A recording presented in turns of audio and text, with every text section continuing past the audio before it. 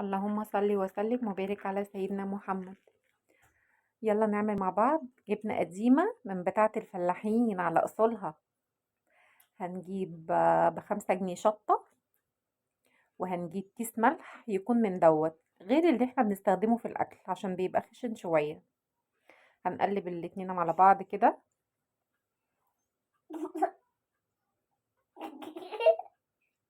وهتجيب الجبنة القديمة اللي بتبقى في المش بتبقى ناشفة عن الجبنة البيضة اللي احنا بنستخدمها. انت هتقولي للست انا عايزة جبنة هعملها في المش، فهتديكي الجبنة متماسكة وهتبقى ناشفة شوية عن اللي احنا بنستخدمها في العادي اللي هي القريش. هتتبليها كده كويس قوي بالملح والشطة كويس من كل اتجاه، ولازم تتحط في مصفى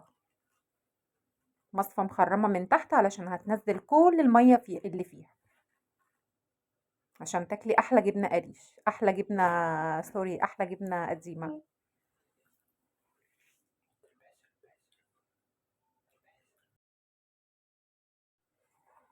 ايوه بالشكل ده كده. هتتبلي الجبنة في الشطة بالملح كويس جدا من كل اتجاه.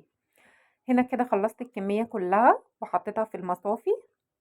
هتستاب حوالي اسبوع في مكان فيه تهوية. عندك بلكونة هتحطيها، عندك شباك تفتحي عليها الصبح، لازم يخش لها الهواء عشان تنشف، وهتلاقيها منزلة المية كلها.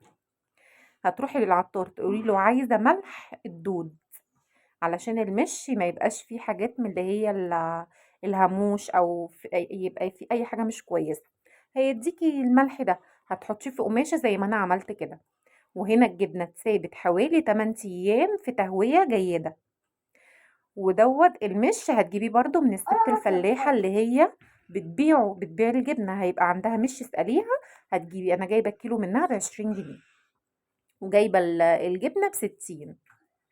وقمت حاطة الملح في قماشة وربطاها وحطاها في المش قبل ما احط الجبنة.